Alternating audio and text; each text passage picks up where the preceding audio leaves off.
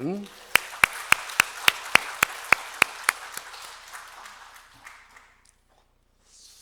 지금 여러분들의 모습을 보면 여러분의 영적 상태가 어떤지, 또 예배에 대한 기대가 어떤지 그걸 알 수 있습니다. NC의 야구팀 이재학이라고 하는 선수가 있는데, 한 분은 야구 중계를 보는데 이재학 선수가 이게 이제 1회전, 2회전 있잖아요. 라운드가 바뀔 때마다 그 투수가 서는 그 자리로 뛰어가는 거예요. 달려가는 거예요. 왜 달려갔겠습니까? 그날 공을 너무너무 잘 던져서 스트라이크 아웃을 계속 잡아냈거든요. 그냥 앞 1회에 너무 좋으니까 2회에 아직 선수들 나오지도 않았는데 막 뛰어나가는 걸 봤습니다. 예배도 그런 거예요. 예배 시간에 은혜를 입는 분들은 예배 시간에 달려오듯이 여기 앉아 계시는 줄 믿습니다. 말씀이 선포되면 그 말씀 내가 다 빨아먹으리라, 다 받아먹으리라. 우리 예수님의 참된 양식을 내가 다 먹으리라, 예수님의 음료를 내가 다 마셔버리리라, 하나도 부스러기 남기지 않으리라. 이런 자세로 예배를 드리는데 우리 성도님들은 대부분 이런 분인 줄 믿습니다. 그런데 단 한 번도 예배 시간에 은혜를 입지 않으신 분은 교회 나가는 것이, 예배 드리러 가는 것이 마치 도살장에 끌려가는 소와 같아요. 그래서 울산 교회에서 가장 컸던 교회에 성자라고 불림받은 목사님 계셨는데 그 아들이 깡패였거든요. 제 고등학교 선배님이신데 깡패였어요. 예배 드려도 가지도 않고 술 마시고, 그러니 온 성도님의 기도 제목이었습니다. 그런데 이분이 나이가 많아서 예수님을 만나버렸네요. 예수님을 알아버렸네요. 그러니까 예배 드리러 가는 것이 얼마나 기쁘고 감사한지, 토요일이 되면 그분이 직접 제게 하신 말씀이에요. 토요일이 되면 신발을 교회 쪽으로 탁 놓고 내가 내일 교회를 달려가야지, 이렇게 해서 신발을 토요일 미리 교회 쪽으로 탁 향하게 놓고 달려갔다는 것입니다. 여러분들에게도 그런 은혜가 있기를 주님의 이름으로 축복합니다. 오늘 성경 본문은 굉장히 유명한 이야기 아닙니까? 다윗과 골리앗, 교회 안 다니는 사람도 다 알고 있는 이야기인데, 이 이야기 속에서 보게 되면 두 종류의 사람이 있습니다. 하나는 골리앗을 보고 달려가는 사람이 있어요.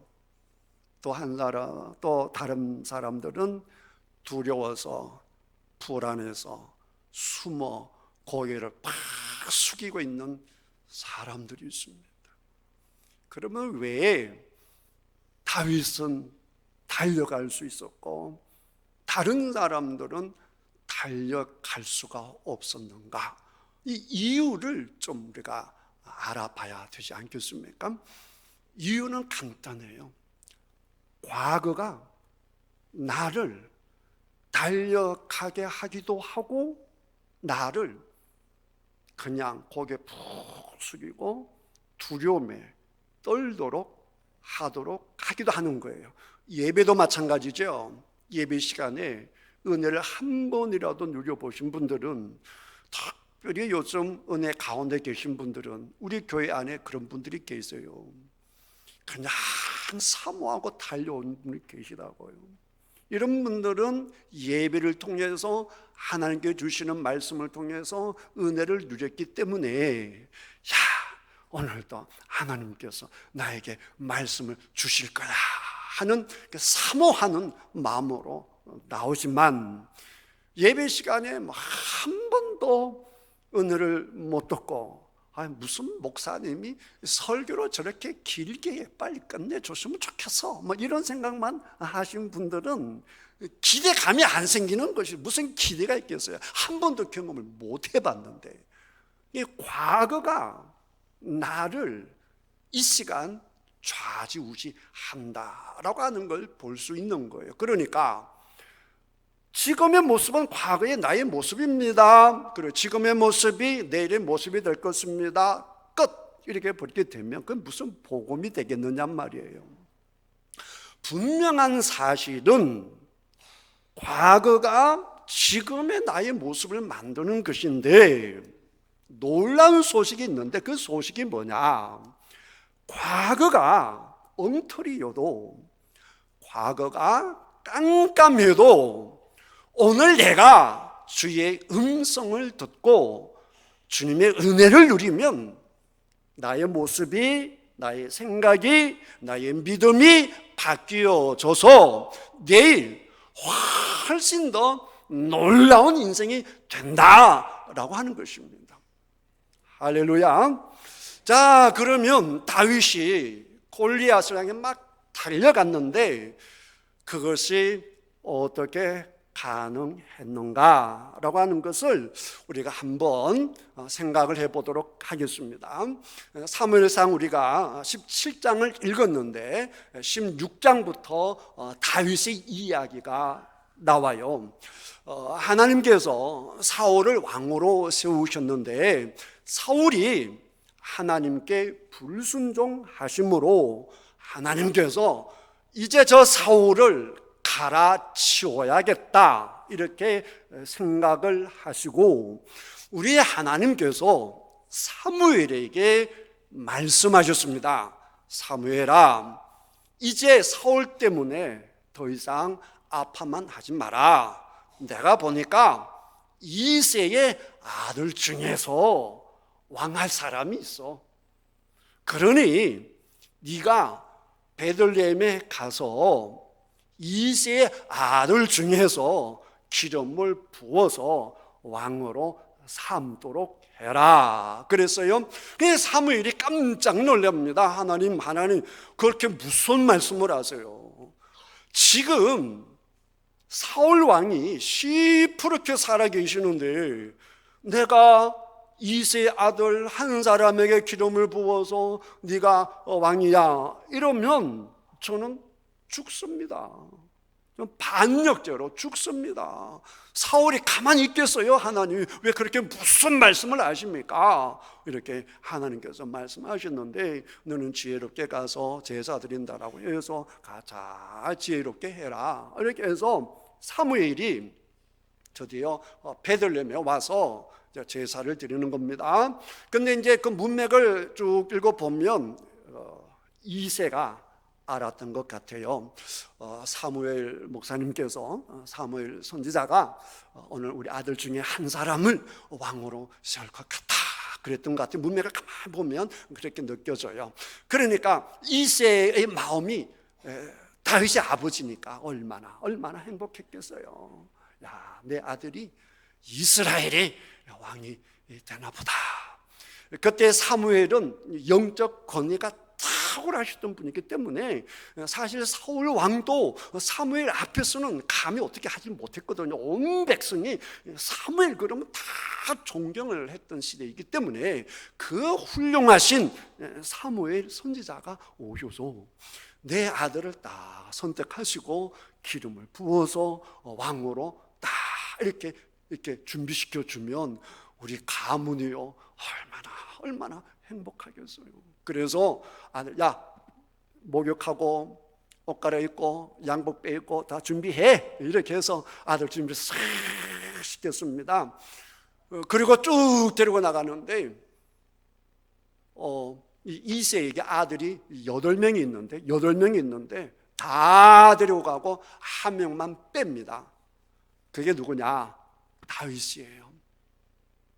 여러분 잘 생각해 보세요. 지금 사무엘 선지자가 오셔서 우리 아들 중에 한 명을 기름 부어 왕을 삼겠다라고 하는데 다른 아들은 다 준비를 잘 시켰어요.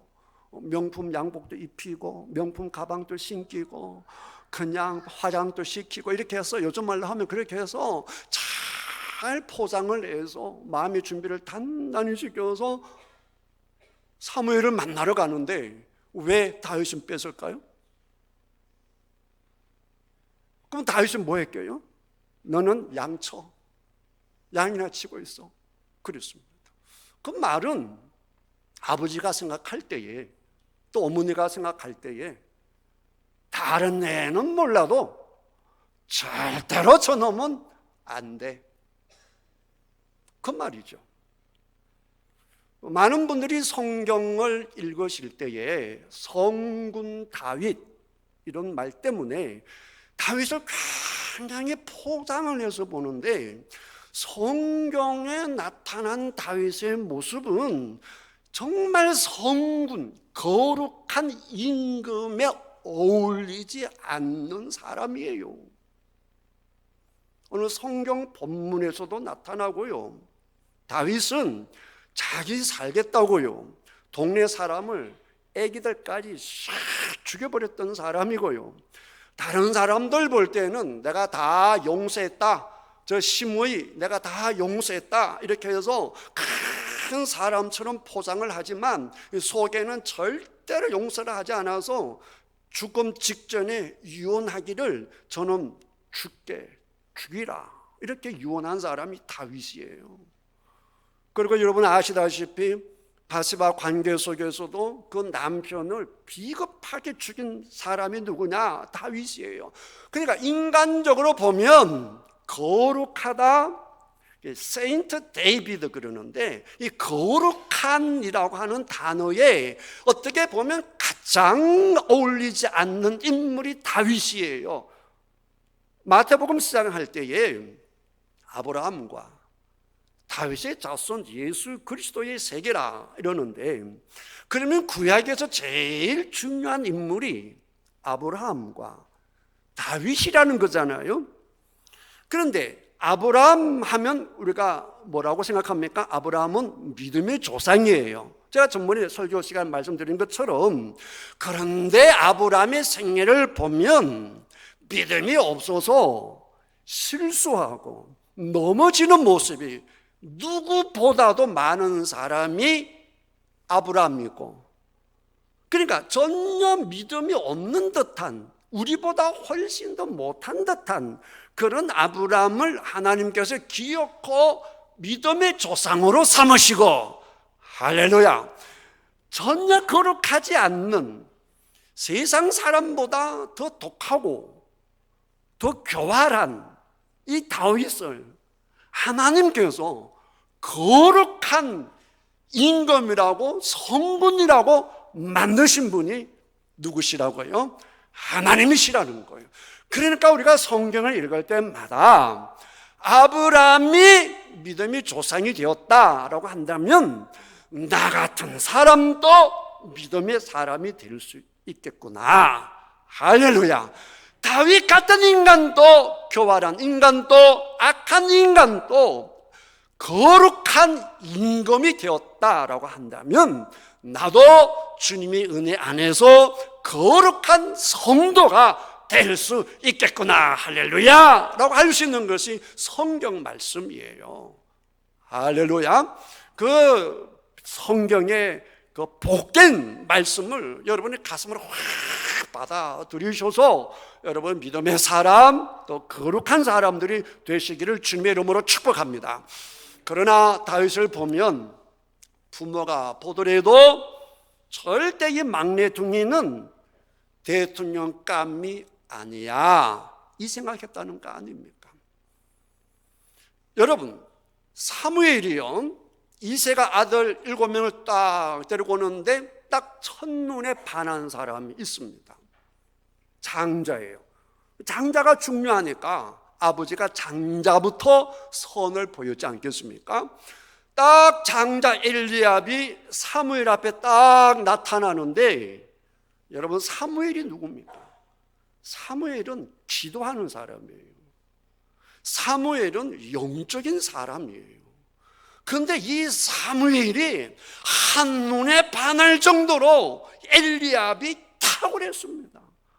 그래서 사무엘이요, 엘리압을 보자마자 이 사람이다, 과연 하나님께서 예비하셨구나 해서 막 가슴이 막 뭉클 끓는 거예요. 그런데 하나님께서 하신 말씀이 아니다 그러는 거예요. 아니다, 겉모양 보지 마라, 키 보지 마라. 사울 왕이요, 정말 잘생겼어요. 영어 성경에 보게 되면 그와 같이 핸섬한 사람이 없었더라, 이렇게 사울을 기록하고 있어요. 키는 얼마나 더 크냐고 하면 다른 사람들보다 어깨 하나가 더 클 정도로 사울 왕이 그렇게 모양새가 좋았습니다. 그러니까 껍데기 보지 마. 그런데 사무엘이 껍데기 보는 사람이 아니잖아요. 그랬다고 간다면 이 엘리압은 인간적으로 볼 때 탁월했다는 것입니다. 그럼에도 불구하고 하나님께서 노라고 하셨다는 것이죠. 이것만 기억하시면 되겠습니다. 이걸 기억해서 이제 그 다음에 넘어가면 17장에 전쟁 얘기가 나오는데, 골리앗이라고 하는 사람이 나와서 막 이스라엘 백성들을 모독하고 나랑 한판해서 내가 이기면 너희들이 내 종이 되고, 너희 중에 한 사람이 나를 죽이면 우리들이 너희 종이 될 거야, 큰 소리 치지만 이 골리앗이 화나 키가 간단히 말하면 한 3m 정도 된다고 그래요. 제가 이봉골 선수랑 제가 같은 충남대학교 있었는데, 이봉골 선수가 그때 한참 때였거든요. 이봉골 선수를 보면 이 버스를 탔잖아요. 그러면 버스를 이렇게 타서 이게 너무너무 키가 크니까. 그런데 이봉골 그래봐야 키가 한 2m 한 10 정도 됐나요? 그런데 이 골리앗은 3m라고 하니까 얼마나 크겠어요. 그래서 그 앞에 다 감히 누가 그 앞에 갈 수 있겠습니까? 막 하는데, 이제 다윗이 부모의 심부름으로 형을 만나서 막 얘기하는 중에 보니까 골리앗이 떡하니 나타나서 이놈들아 그러면서 또 했던 얘기를 쭉 하고 있단 말이에요. 근데 그걸 듣고 그 다음 지금 다윗이 형님에게 면회를 왔어요. 아버지 심부름으로. 남자분들 군대 생활해 보셨겠지만 이 전쟁이 없던 시절에도 면회 오는 사람은 너무너무 예뻐요. 너무너무 좋아요. 하물며 전쟁 중에 온 면회 하시는 분은 얼마나 반갑고 얼마나 고맙고 얼마나 사랑스럽겠습니까? 기본이 그런 분위기예요. 더군다나 엘리압은 사무엘이 보고 반한 사람이고요, 우리 옛말에 형만한 아우가 없다라고 했잖아요. 그걸 잘 생각해 보세요. 이제 그런 형 셋이 군대 왔는데 형님 세 분하고 다윗하고 막 얘기하는데 옆에 다른 군인이 얘기를 하는 거예요. 저 골리앗을 물리치면 우리 왕이 많은 재물을 주고 딸을 주고 또 그 집에 세금을 면제해 준다 그러거든요. 그 말을 들은 다윗이 딱 그 말을 듣고는 진짜요? 당신 뭐라고 했어? 이런단 말이에요. 그러니까 다윗이 처음으로 관심 가졌던 게 뭐냐라고 하게 되면, 내가 저놈을 무찌르면 왕이 나에게 뭘 해줘요? 이게 다윗의 첫 번째 질문이에요. 그런데 대부분 목사님들은 요거는 빼버리고 감히 할례받지 못한 저 이방 사람이 하나님의 사람을 모독한다 이렇게 그것만 강조하는데, 그건 둘째예요. 첫 번째가 뭐냐? 저놈 죽이면 왕이 나에게 뭐 해줘요? 요게 다윗의 태도입니다. 그리고 지가 감히 하나님의 사람을 모독해, 하나님의 군대를 모독해? 요게 두 번째거든요.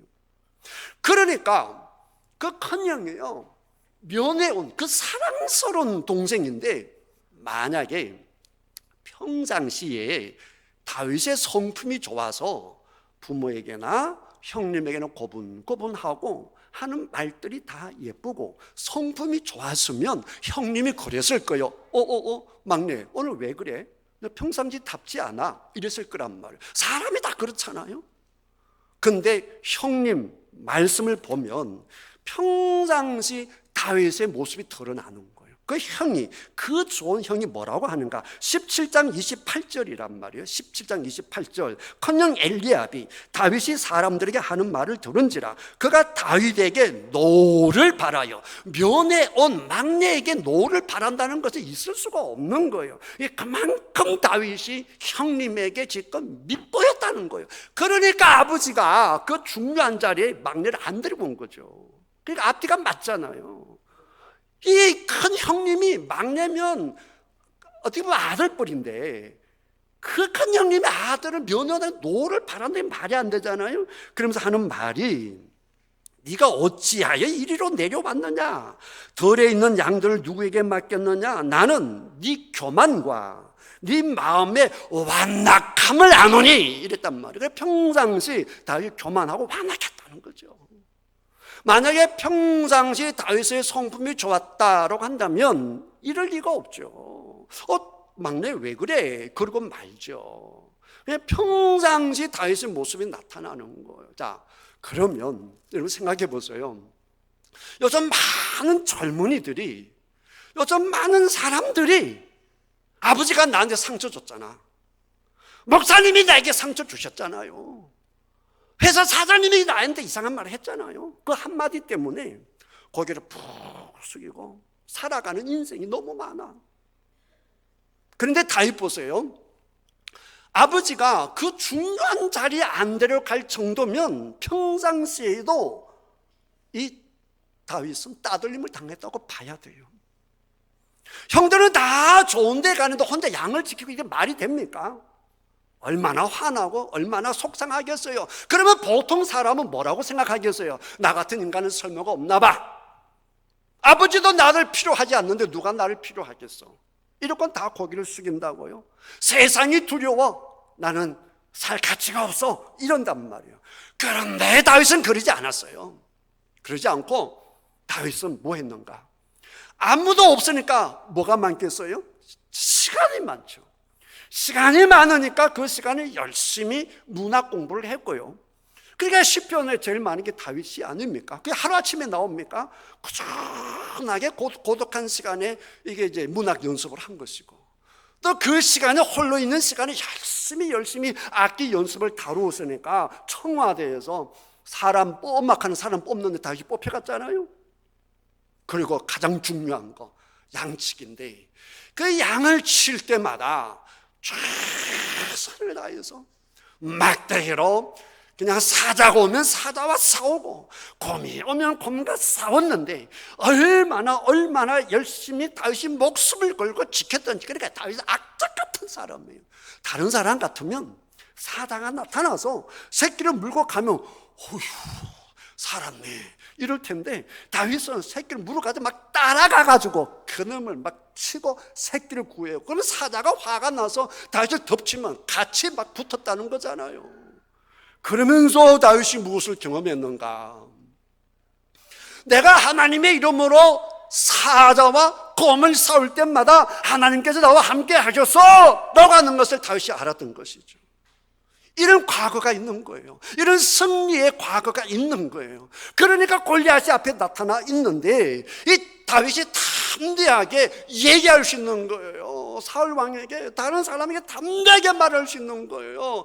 나 이래봐도 하나님께서 나를 도와주셔서 내가 들판에 아무도 없을 때 오직 이 막대기와 이 돌매로 하나님께서 나와 함께 하실 때, 사자도 이겼어, 곰도 이겼어, 하나님이 나와 함께 하시면 나는 이길 수 있어요 라고 하는 것이 단순한 지식이 아니라 온몸으로 아는 지식이었어요. 온몸으로 아는 지식.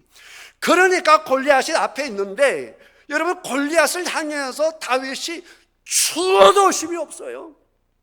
그건 왜 그런가? 경험이 있거든요. 경험. 그게 무슨 경험이에요? 하나님이 나와 함께 하시는 경험, 사자를 때려 눕히는 경험, 곰을 그냥 잡아버리는 그런 경험이 있단 말이에요. 그러니까 다윗이 골리앗을 향하여 주춤주춤하지 않고 달려가는 다윗을 볼 수 있습니다.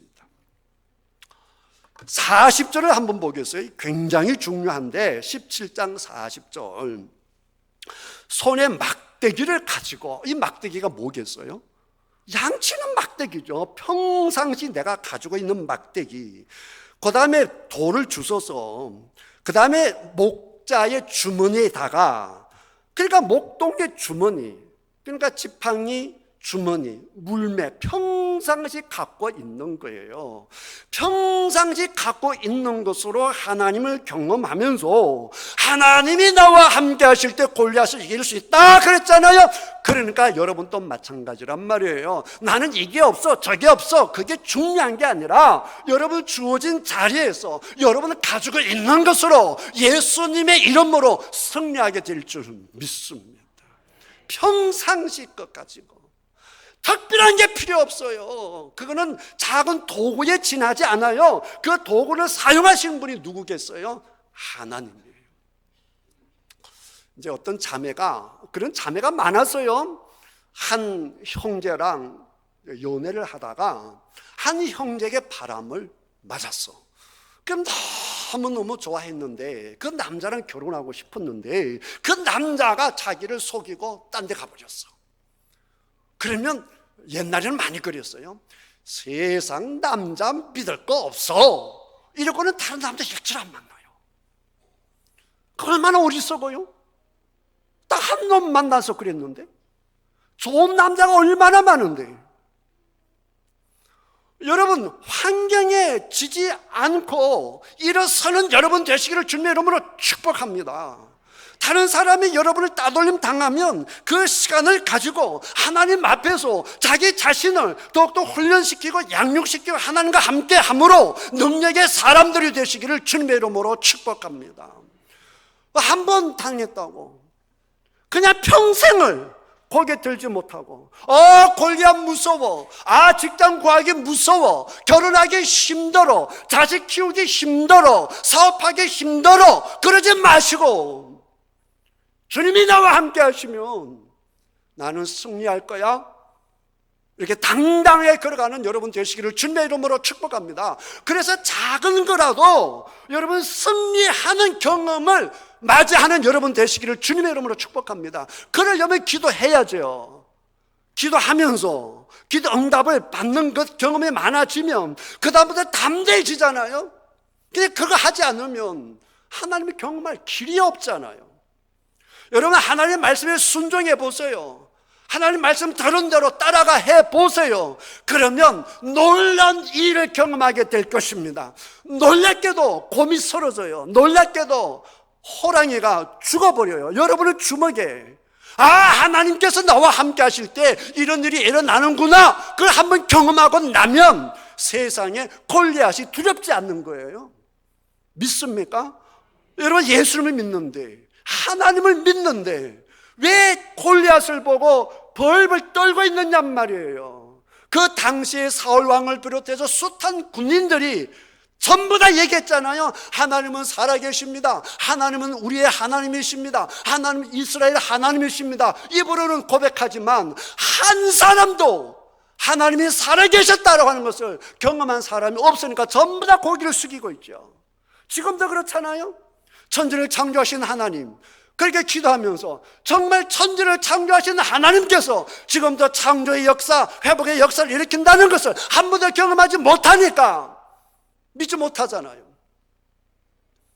여러분, 말씀 확 받아들이시고 확 믿으셔서 골리앗을 무찌르는데 주저하지 마시고 문제를 향하여 달려가시는 여러분 되시기를 주님의 이름으로 축복합니다. 무엇이 여러분을 막고 있습니까? 무엇 때문에 두렵답니까? 무엇 때문에 맨날 어둠 속에서 깜깜하게 지내십니까?